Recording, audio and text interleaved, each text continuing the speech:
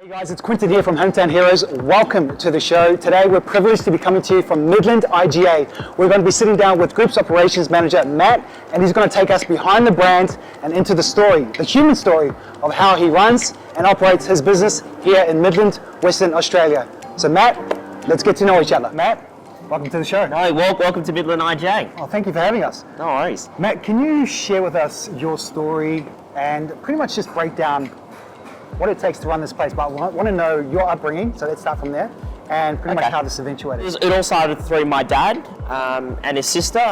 They were boat refugees from Vietnam, 30, 40 years ago, and they came to Australia, and pretty much in 1990, my dad took the plunge to become a supermarket operator. So he bought his local supermarket in Bayswater, and didn't know how to run a supermarket at all, had no idea, but just wanted to give it a go. And 30 years on, they say the rest is history. We've got 4 IJ stores in our business and going strong. So got over 150 staff in all of our trade. Wait, so your dad, I just want to make sure we get this correct, because that's a huge, I think it's an advantage coming from Vietnam with nothing. Yeah, right? He came nothing, didn't know a word of English, nothing but the clothes on his back, and had a vision of what he wanted. Well, it was just in the Vietnamese, in our culture, it was just working hard, and just getting opportunities from then. We're very thankful we got opportunities, to succeed over our time, and through his hard work and dedication and resilience over the years, he started with 1 store, and 1 has become 4, and has become a family business and a thriving business. Gotcha. So is your dad the eldest or the youngest? Where is he in the chain? He's second to youngest. And where are you in the chain? I'm the middle child. They say the middle child's the glue that holds everything together. Well, they say that. That's what I've been told. I've got an older sister who's in the business, and a younger sister who used to be in the business but is doing her own thing. Okay, so let's go into your story, Matt. Tell me about your upbringing. Yeah. And then pretty much your transition from where you were to where you are now. Yeah, so I grew up, and funny enough, I grew up not wanting to be in the family business, because I kind of saw how hard it was, and as a teenager, one of my first jobs was at 8 years old. I was had to stack the shelves, and growing up, getting dragged to work on weekends and not getting paid, and I was like, oh, this sucks, and I'll never work in a family business, and I'll never work in a supermarket ever again. And in 2015, I broke those rules that I vowed to myself as a teenager, and here I am full-time in the business, overseeing our 4 stores. And I guess it was just a bit of a happy accident, a bit of coincidence. I finished my degree. I did a double degree in honours in economics, and I was just applying for jobs and had a bit of free time, and my dad was like, Matt, just come to work, get some work experience, and and I was like, look, can't, what harm is that? I kind of know supermarkets, growing up in the trade and learning a few things, and I never, wanted to get into the business, as I said. And then one day, what happened was, my dad was like, Matt, we need someone to look after the community chest. We've got some money, and we need it donated to the community within about a month's time. Do you mind doing the job? And I was like, look, how hard could that be? What I did was I just started picking up the phone and calling the local communities and sporting clubs and charities to go, hey, my name is Matt. I'm from XIJ. I'd love to give some money to you. And then this is cold, so you're just ringing them up? And then I just ring them up, and like, oh, of course they're ecstatic to get to the donation. And it's funny because 8 years ago I had social anxiety and didn't know what I want to do with my life, and did the bare minimum and everything. But it was that chance moment that built my confidence and self-esteem to connect with the community and connect with people, and build confidence into believing what I was capable to do. And then building relationships, and I got to see, the amazing part of what IJs do for their community and the non-profits out there. So that's kind of led to that, and that's the favourite part of my job to this day. And from there, I took on more responsibilities, and here we are with 4 IJ stores. Having gone out there and speaking to the people of Midland, I can personally say you have a very, very great reputation when it comes to customer service and going above and beyond what you do here. The meat is incredible. This is what I've been told.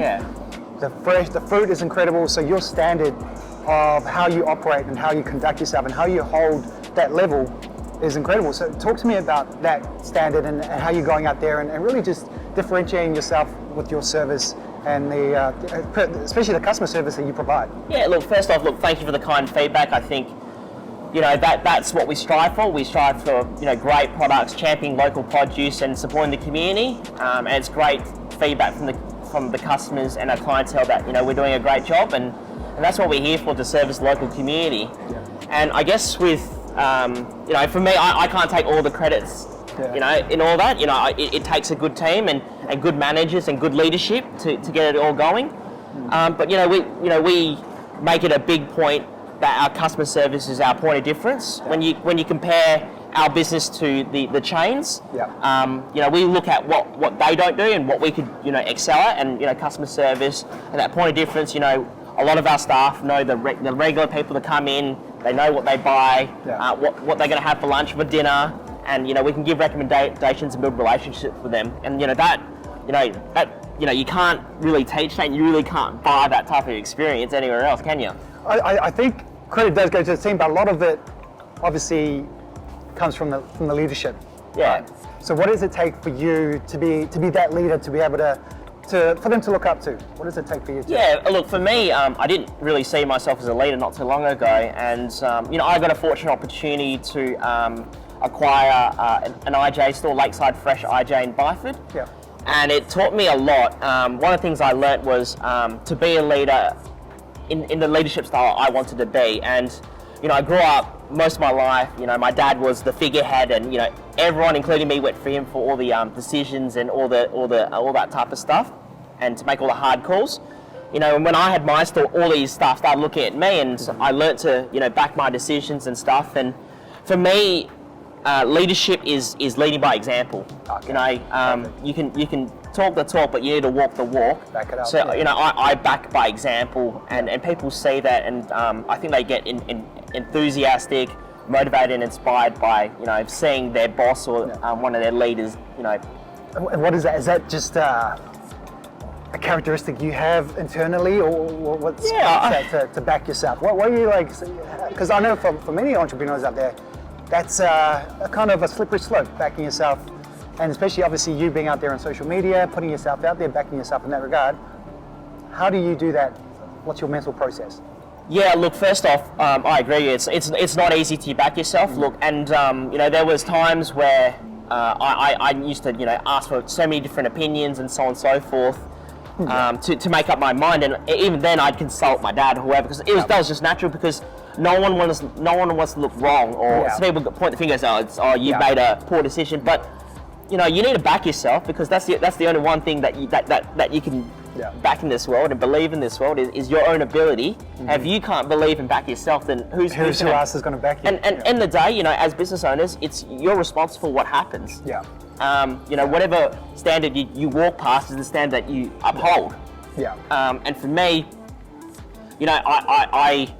I think I just said to myself, I think back in 2019 when I got the Byford store, it's like, well, I got to change this mindset. If I'm just going to sit here and just wait for everyone to make a decision, it's like, well, we're not going anywhere. It's like, and we've made, I took on a bit of a risk to take on this store, and we need to make this work for sustainability and the viability of the business and the family business. So, I said to myself, well, I'm just going to try a few different things, give it a go. If they work, great. If they don't work, so be it. And the next day is going to be another opportunity to make decisions, and the next day after that, and so on and so forth. I think, if you make a poor decision, that's fine. You can just reflect on it, but you can only make decisions based on what you know and the information that's at hand, and that's fine. We're not.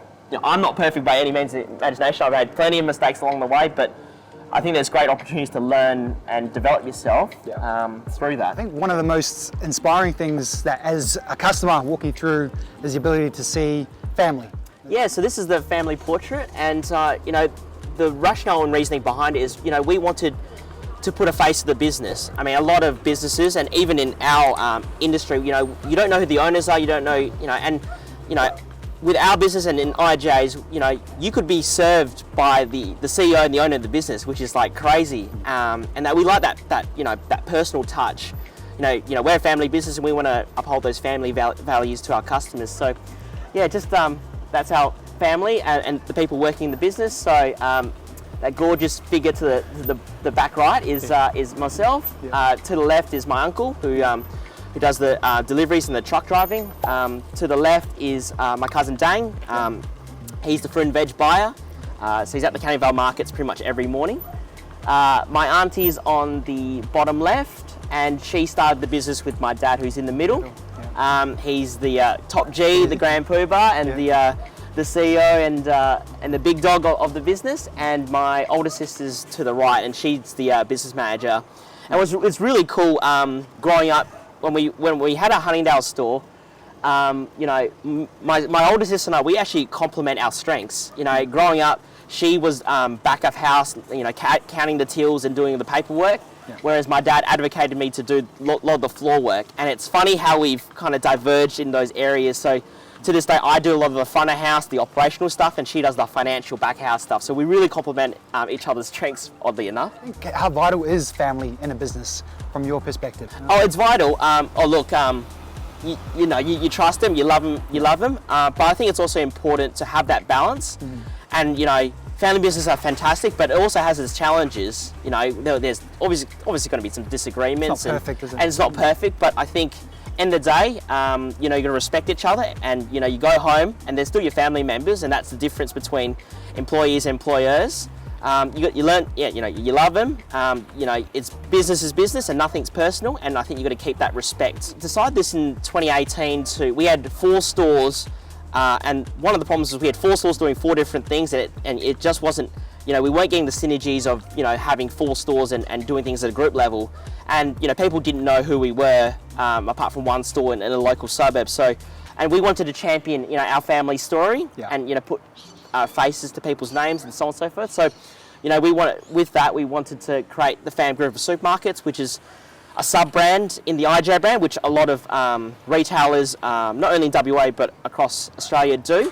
And you know, we want to say that these are our stores that, you know, in our group, and these are the things that you can see and find, and this is the consistencies and what we uphold. So yeah. And obviously the heart of the community just brings everything back to full circle. Yeah. So this is one of the IJ values and ethoses, and you know, it really resonated with me, and you know, what inspired me to, you know, work in the family business, and one of my passions in life is to be able to give back to the community and provide opportunities to others. And you know, I thought that resonated with what we stood for.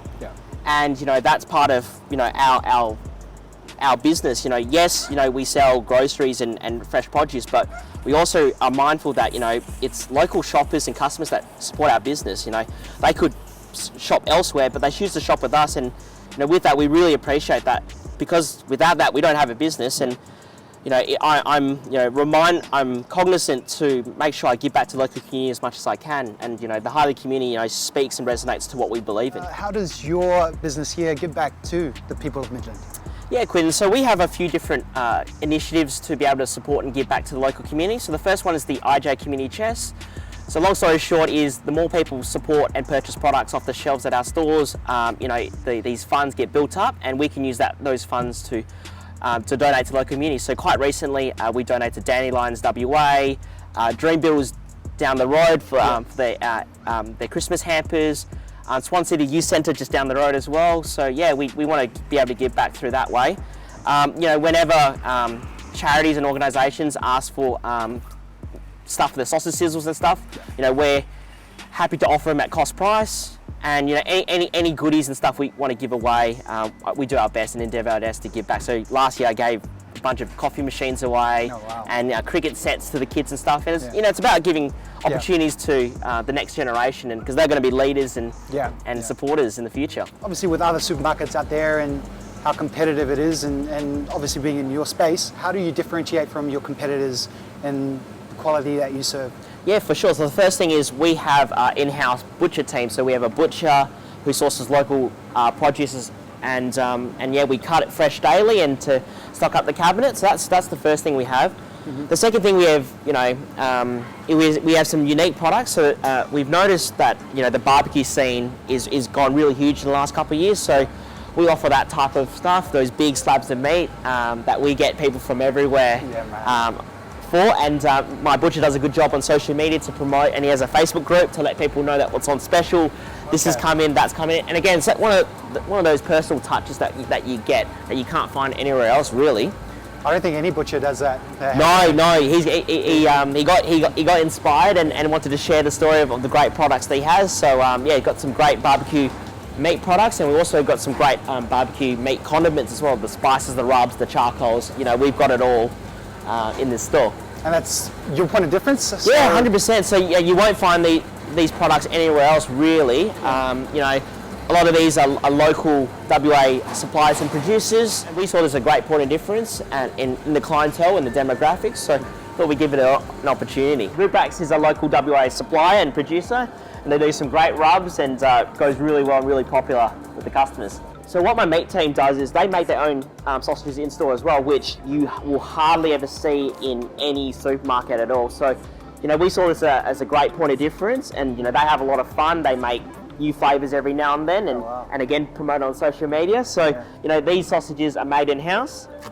You know, beef jalapeno and cheese is a staple and a bit of a favourite. So we've got so many different kinds of sausages, and these in-house sausages we sell about 100 kilos a week.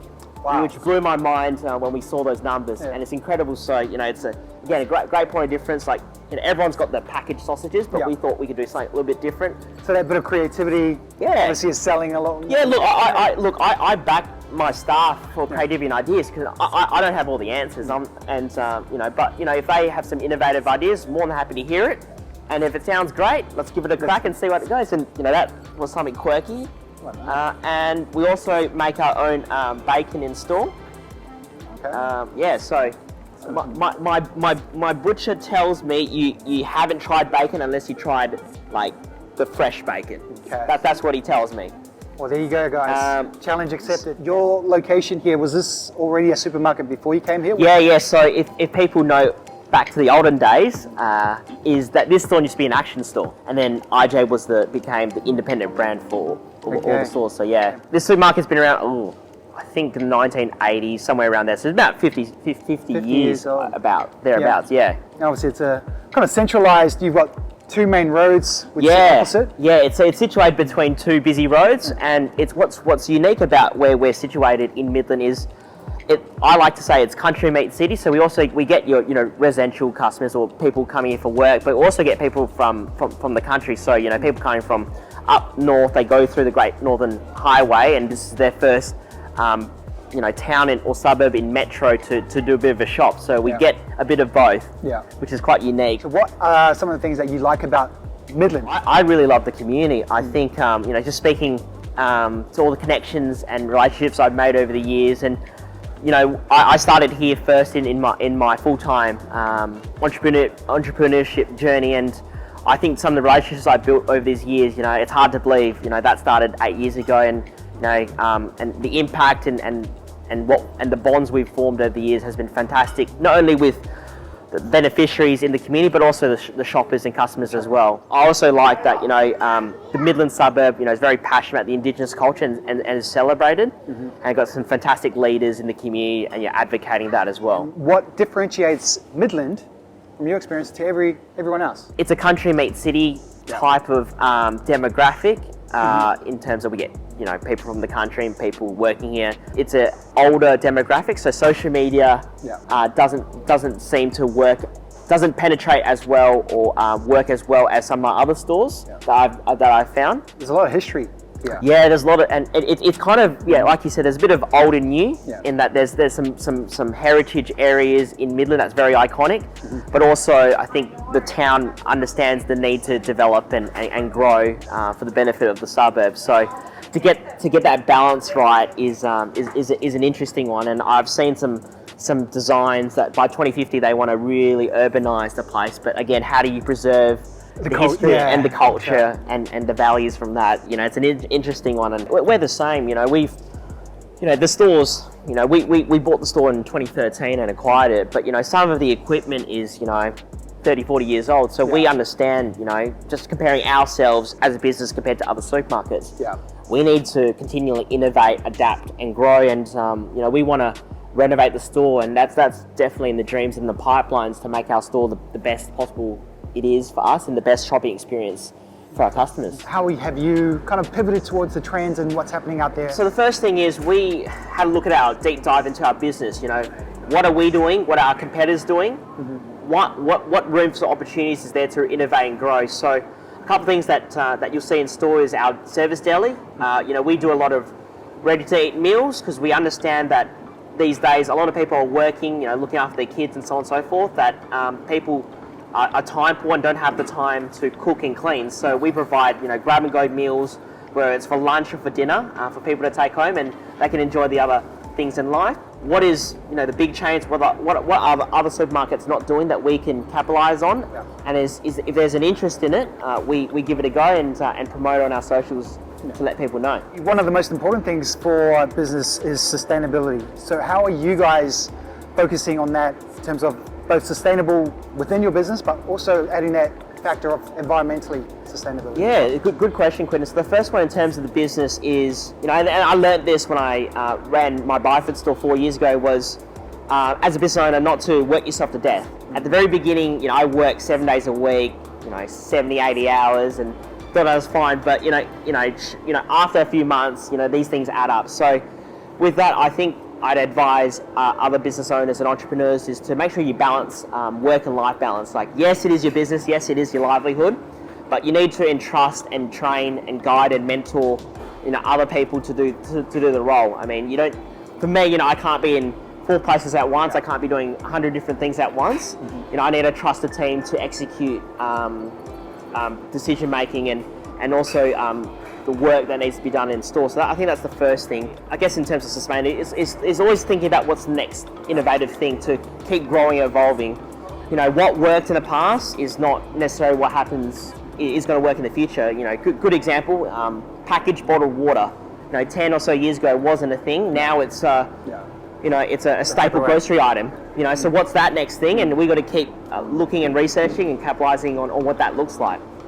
In terms of sustainability and packaging, you know, one thing that we're really mindful of is reducing our, you know, in terms of our packaging with plastic. A lot of our ready-to-eat meals, you know, we're about to transition into sugarcane packaging. Okay. So, you know, venturing away from plastics, and we're just trying to find alternatives out of that for sustainability, environment.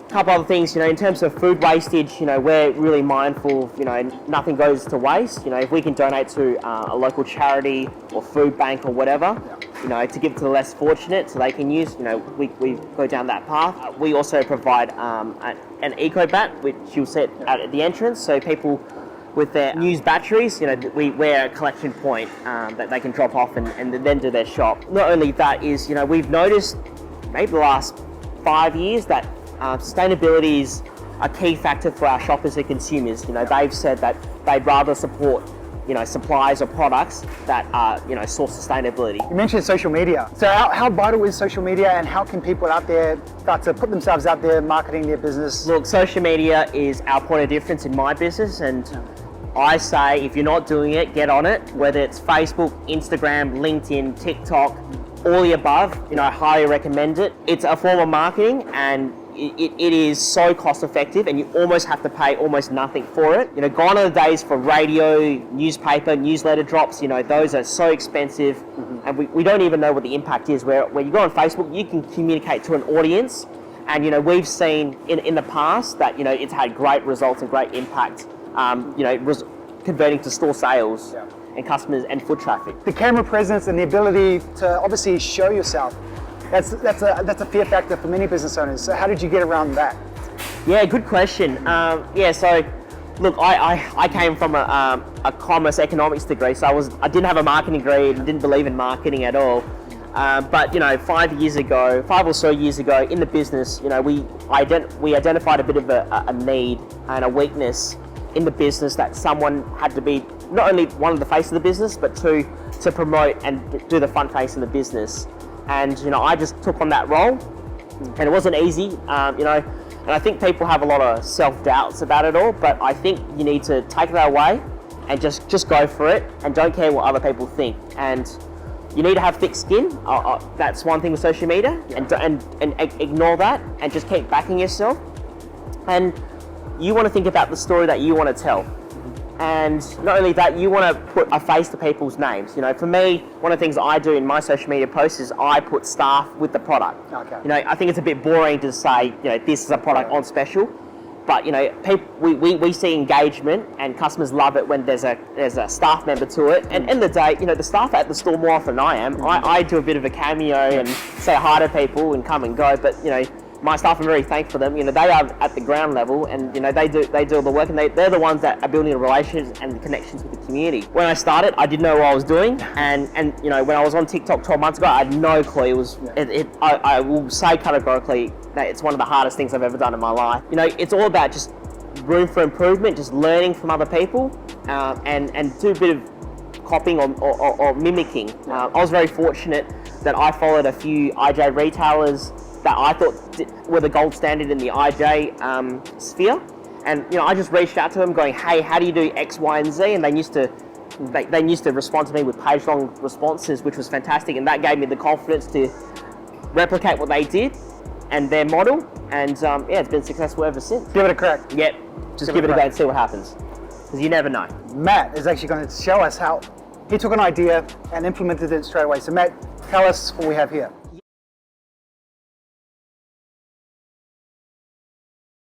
We've got a pretty extensive international food section across our stores and in Midland here. Yep. So we're just going to go down and show you a couple of things. So this is our South African section. So yeah, we have it in a few of our stores. It goes really well.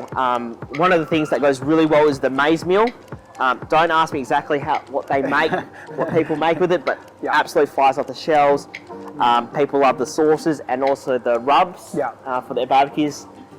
It's funny, so a South African person told me, it was a great saying, she's a meat eater, loves the barbecue, and she said, "Oh, if I wanted salad, I'd have chicken."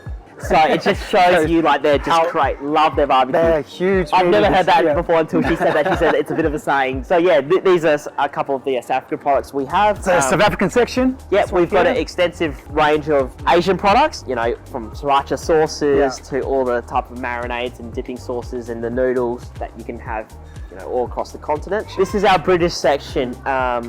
You know, best of the UK, so they say. So a couple of things that go really well here is people love their soft drinks, the cherry Coke, the Dr. Pepper, the Iron Brew, fly off the shelves. We can't keep up with the demand for these things.